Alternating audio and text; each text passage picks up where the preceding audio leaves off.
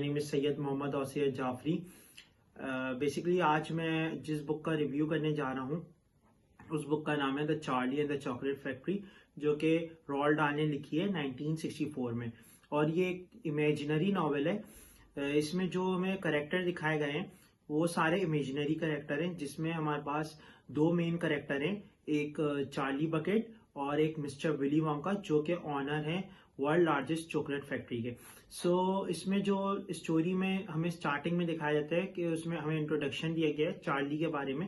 Charlie bucket जो है वो एक पुअर फैमिली से ताल्लुक रखता है और जो है बहुत ही छोटे से घर में रहता है। और उसका जो घर में रूम्स थे, कमरे थे, वो सिर्फ दो ही कमरे थे, जिसमें उसके ग्रैंड पेरेंट्स रहते थे एक कमरे में, और चार्ली बकेट अपने पेरेंट्स के साथ एक कमरे में रहता था।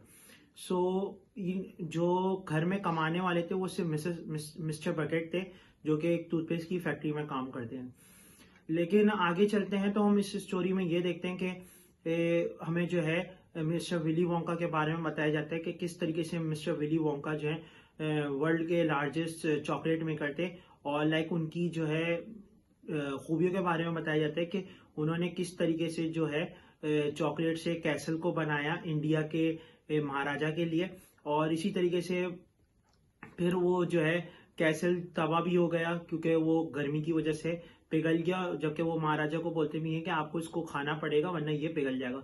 और फिर आगे दिखाया जाता है कि जो मिस्टर विली वोंका है उनकी फैक्ट्री कुछ अरसे के लिए बंद हो जाती है, क्योंकि उनपे जो है ना उनके कॉम्पिटिटर्स जो है ना कुछ इल्जाम लगाते हैं, जिसकी वजह से वो फैक्ट्री बंद कर देते हैं। और लेकिन आगे चल के ये होता है कि फैक्ट्री जो है वो मिस्टर विली वोंका दोबारा रीओपन करते हैं और ये अनाउंस करते हैं कि वो जो है अपनी चॉकलेट बार में 5 गोल्डन टिकट्स छुपाएंगे और वो जो है शहर के मुख्तलिफ शॉप्स पे भेज दिए जाएंगे। तो तमाम बच्चे जो हैं शहर के वो कोशिश करते हैं कि उस गोल्डन टिकट को हासिल कर सकें, जिसमें हमें 4 बच्चों के जो है आगे दिखाया गया कि 4 बच्चे, जिसमें एक अगस्टस ग्लूप है, और वो अगस्टस ग्लूप जो है वो जो है दिखाया गया कि खाने का बहुत शौकीन था। इसी तरीके से वॉयलेट थी, जो कि हर वक्त चिंगम चबाती थी, उसका वर्ल्ड रिकॉर्ड था चिंगम चबाने का। इसी तरीके से आगे हमें एक और बच्चा दिखता है माइक टीवी जो है वो टेलीविजन देखता रहता था हर वक्त, उसका जो काम था सिर्फ टेलीविजन देखना। इसी तरीके से फिर एक बच्ची थी वर्को सॉल्ट जो है वो उसको दिखाया कि वो अपने माँ बाप के जो भी कहती थी अपने माँ बाप को, तो उसके माँ बाप पूरा कर देते थे।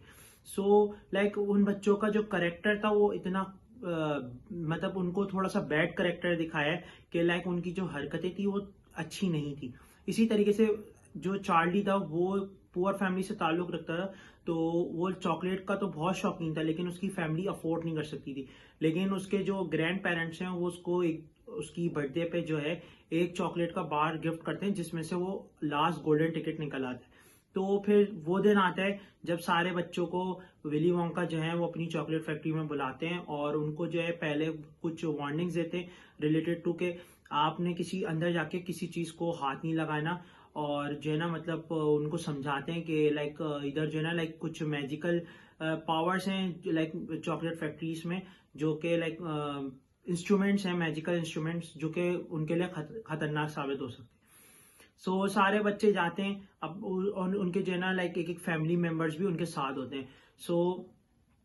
चार्ली के साथ उसके ग्रैंड पेरेंट्स में मिस्टर जॉ जो है, जो उसके फादर के फादर हैं, तो वो उनके साथ जाते हैं। तो इसी तरीके से वो जब अंदर जाते हैं तो सबके साथ कोई ना कोई हादसा पेश आता है, क्योंकि उनकी अपनी गलतियां होती हैं। जैसे अगस्टस लूप जो है वो जाके जो है उसमें रिवर में गिर जाता है चॉकलेट के। इसी तरीके से वो उसमें फंस जाता है रिवर की चॉकलेट में। इसी तरीके से वॉयलेट है, उसके साथ जो है भी कुछ ऐसा सीन होता है कि वो जो उसको मना करते हैं विली वोंका के आप किसी चॉकलेट को ब्लूबेरी को हाथ नहीं लगाना, और तो वो जो है उसका उल्टा करती है और वो जो है ना ब्लूबेरी खा लेती है। और वो यही होता है कि वो जो है गुब्बारे की पर्पल गुब्बारे की शक्ल में आ जाती है। फिर बाद में जो है इसी तरीके से सारे कर करके बच्चे जो है एलिमिनेट हो जाते हैं और उनको जो है ना फैक्ट्री से बाहर निकाल दिए जाते हैं, और जैसे उनको ट्रीटमेंट के लिए ले जाया जाता है।